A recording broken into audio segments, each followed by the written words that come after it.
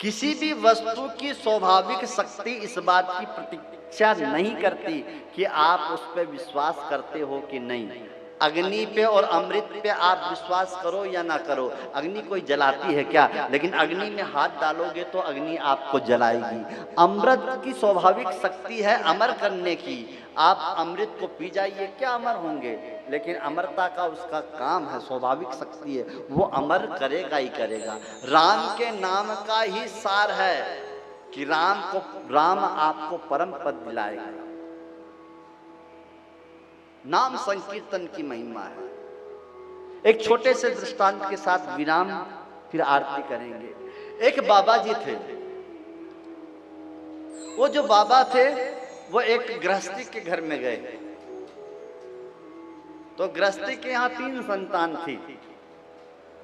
तो वह बाबा जी गए उनके यहाँ और जाके बाबा जी ने कहा कि कैसे हैं गृहस्थ में, सब आनंद है? बोले हाँ आपकी कृपा है, 3 संतान मेरे हैं। ये एक डॉक्टर है, एक ने सीए करके बैठा है, और ये एक है बाबा जी, आप इसको ले जाइए अपने साथ। पढ़ता नहीं, लिखता नहीं, किसी काम का नहीं, ले जाइए।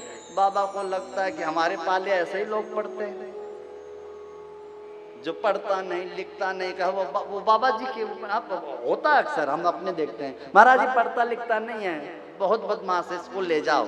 तो क्या ब्राह्मणों के पीछे यही लगे रहते हैं? लेकिन संतों की दृष्टि होती है, चलो कोई बात नहीं, इसको सुधारने के लिए कह रहे होंगे। तो वो बाबा उस बालक को लेके आ गए। बालक से वो बाबा कहने लगे कि राम नाम जपा करो भैया, राम नाम जपा करो। तो वो बालक कहता है कि महाराज राम नाम जपने का क्या फायदा? अक्सर भगवान की पूजा पाठ भजन संकीर्तन करने के लिए अगर आप किसी को कहेंगे चल भाई चलते हैं, अरे तो वो यही कहेगा क्या फायदा? हम 24 घंटे में अनेक ऐसे काम हैं जो बिना फायदे के कर देते हैं,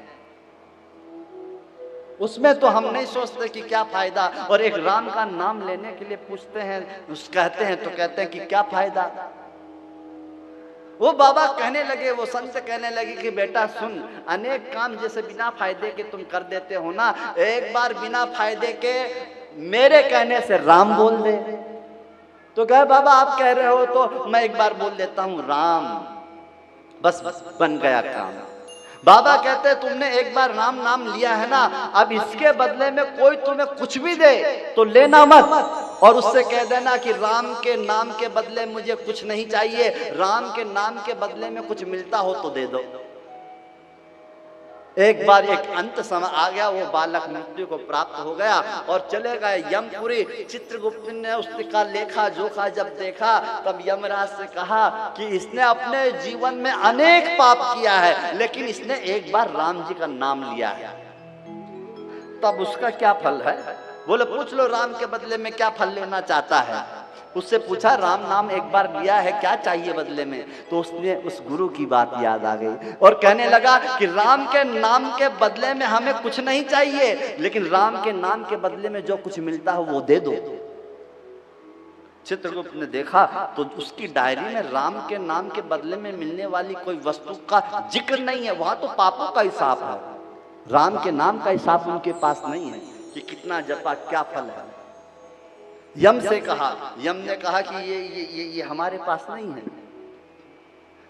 बोले तो क्या करे? बोले ब्रह्मा के पास जाओ।